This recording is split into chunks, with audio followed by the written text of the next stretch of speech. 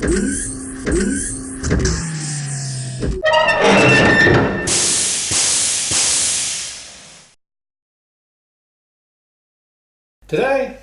I'd like to talk to you about thermal imaging. What's a thermal image? It's a heat signature. If you pour some hot water into a cup like coffee or tea, as you pour in the water, you'll see the temperature of the water gradually moving into the cup and raising its temperature. So that's a thermal image. A thermometer will give you a point measurement, so even an infrared thermometer, you put a point, it will tell you the temperature there. A thermal image is like a photograph in colour. So I've purchased a thermal imaging camera and it's in the box. Now, like I said in previous videos, I don't do unboxings, but since the controller episode where they said customs took out cables, they sent it, all that sort of stuff, it's always a good policy to film the unboxing. You don't have to show it to anyone, just that if there's a problem, you can see that the packet's unopened and you've opened it. So here it is. I put my full address this time, not just to the Wizard Australia. I'll just open her up, we'll see what's in here. Now you may think this is a very big camera, but it is not. So I'll get you to look at it first. There she is. Yep, looks like the one I've ordered. It's a HTI thermal imaging camera. Now, give you some specs. It's got a 2.4 inch screen on the back. I'll come to pixels in a minute. Fixed focal difference, distance, color palette, you can set the color, vision option, mix it, mini SD card. It's the file format for the images are BMP. Battery life should last 6 hours. It weighs 320 grams. Range of temperature measurement, minus 20 degrees C. It's sensitive within 0.15 degrees Celsius. Half a meter is the shortest distance you should measure it, and it's on a 33-degree angle up and down. So that's the cone of the camera. Why do I buy this style and not the type that bolts onto your, slides in underneath your iPhone? This one doesn't do video. I'll tell you why I chose the one that doesn't do video. It will take photos and store the photos. This is filmed in 4K, but I'll probably just shrink it down to full HD. Now full HD is 1920 by 1080 pixels wide. This sensor is 32 pixels by 32 pixels. You'll see this little image I've put up now. That red dot is the pixel 1:1 ratio on a full HD screen size. So that's the video you get. So look at your specs on your phone ones, and even if they go up to 64 by 64, that's how far they're blowing it up. So you're stretching each pixel, I think it's 33.75 times. So when they say camera, it's only blowing it up. You're not getting an extra pixel here, there, or there. So it's only a feel good. Now if you want to film it, you can always film the screen on the back if you want. That's why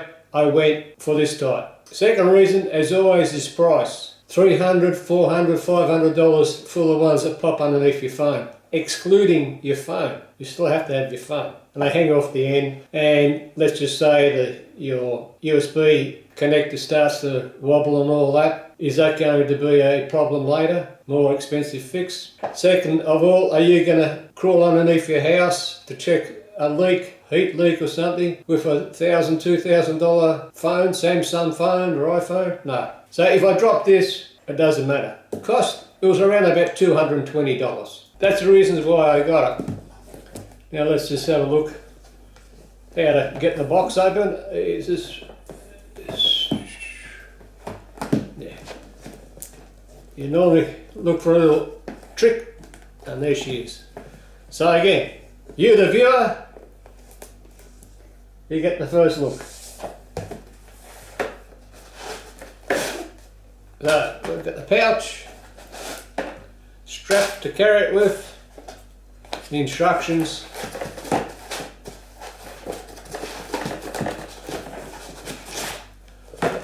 more foam to add to your collection. Okay, flip that out, we don't need the dagger anymore.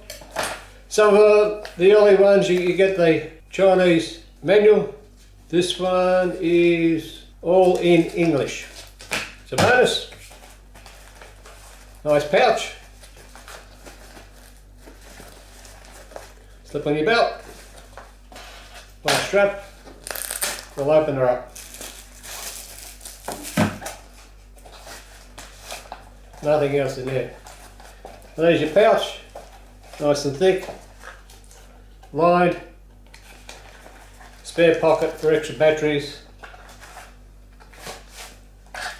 So that's that. Put that to one side. And again, this is money out of my pocket. I don't have any sponsorship. That's because I don't have any subscribers. Well, not enough subscribers. Okay, the bag's sealed. I'll just slip the knife in again. You start to see a resemblance to the infrared ones. Now, this is a good infrared thermometer, one of the more expensive ones. It goes -50 to 950 degrees C. So if you do any melting of aluminium, that type of thing, excellent. But this has also got a storage and calibration on it, and you can move around and tell you the highest and lowest, the highest, this has just come on, the highest and lowest temperatures. So I can zip it at you, and it's saying to 17.9 degrees, and there's a difference of 10.2. And if I just do a couple of spots, it'll tell you the differences. So you then can work out your heating this bit up, how far has the heat travelled. So they're great. I bought the one with the camera. Now I don't know if batteries are supplied, so normally no batteries are supplied. So we'll come back to there. We'll come back to that bit in a minute. So you have a camera, and the camera looks. Then there's the image thermal sensor, or the thermal image sensor, and that also looks. Now, if you get your eyes and you look at something and you put your hand there and you close one eye, and whatever you're looking at, move to the left, close the other eye, and whatever you're looking at, move to the right. And your brain merges those two images into one. The camera does the same thing as in the eyes, but it doesn't do the same thing as in merging the image together. Parallax error. So what happens is the camera will be looking here, but the thermal image is looking there, or we'll use our eyes. So you may be wanting to see how hot that is. You're looking at it with the camera, but the thermal image is here. So you can't tilt shift the pixels up, move it around so they align. So what good is it? Well, you use the camera to get an idea of what you're looking at, then switch over to the thermal and look at the heat sink information. But if you want to find what part of this is heating up, the colours, because it's only 32 by 32, remember, you need to sort of half fade the video over the image and roughly work it out. So they're not perfect, trigger happy, but they are useful. Why did I buy it? Well, if you looked at my other videos, for example, the powder coating oven, that type of thing, when you put your job into the oven, you can get your old infrared and poke it through and look at that bit, look at that bit, look at that bit. The idea is that you poke this in, and then if there's a block, you can see the temperature moving across the block. You'd have to be a pretty good shot to know exactly where the heat's going to go on the block as it's moving, you know, that point, that point, that point, that point. Whereas this is just one look. And when you put it in the oven, that's okay. The whole lot will heat up uniformly. Then you set your time. Okay, it's all hot now. Bang, give it the 20 minutes, whatever, switch her off. But what happens when you have some big jobs? And one of the big jobs coming up for me is the lathe controller box. Now, it may be too big to fit inside the oven, and I'm going to try to use an infrared heater to actually heat it. So I thought it was easier, put the infrared heater on, click the colour image, then I can see where it's heating up. Then I know how far to rotate it in front of the heater, because the heater's only this big and the block's about this big. So I'd have to heat it up, work out how quickly to keep moving it around so as it heats it up equally and all that. So that's why I purchased this, to really to be able, for me, to be able to see in the heat range. So as I can look, the corner's getting cold, move that over. Okay, it's all starting to cool off, move around, put the heater closer, all that type of thing. So that's why I got it. And if you watch future videos, you'll see it in use. You'll see how well it works or how badly it works. Now there's plenty of videos on YouTube, there's billions of them on the unboxing and going through and all that sort of crap, but my videos are different. My videos always show you something that you're not going to see anywhere else. That bit of information that you hope the other guy would have told you. So, put these through. Okay. Now, it's got a quarter mount on the bottom, so you can put it on your tripod, set it up. So here we go. Don't forget, I haven't read the manual yet. Low power. They were 4 brand new batteries. So it turns itself off. It's the trouble when you buy batteries on eBay. Take 2 as they say. Thermal imager, fire it up. Okay. Showing those batteries that were up to the good, about 2 bars off max, as being 1/4 left. Of course, it's a fully reflective screen, so that's up to, it's reading around 80, 90. Now that's reading the flame at 140. I'll leave the other videos for you to look at the menus and all that. But there's a menu, storage unit. So whether it shows you in black and white scale, black to white, white to black, blue to yellow, the full colour spectrum, all that sort of stuff. There is one problem with them, is they have little indicator marks on them, a little point. But they're in white, and the heat range, and that's another point.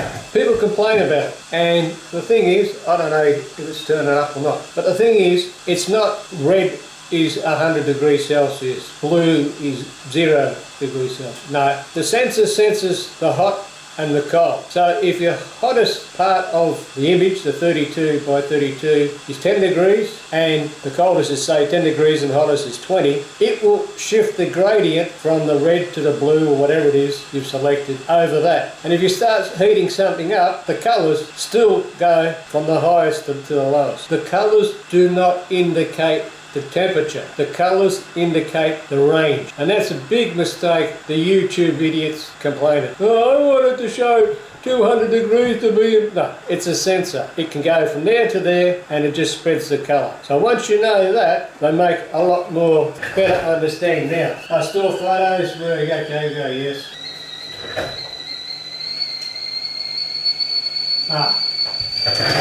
Each time you press the trigger, it takes a photo.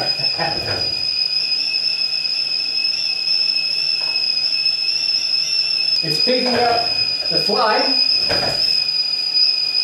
Right? You probably can't see this, but it's picking up the flame. But it's only when you tilt back up and try to get the kettle is that you can see the temperature. Pulling up here, and it's shut out. You can see the steam coming off the kettle, you can see the handle, you can see the shape.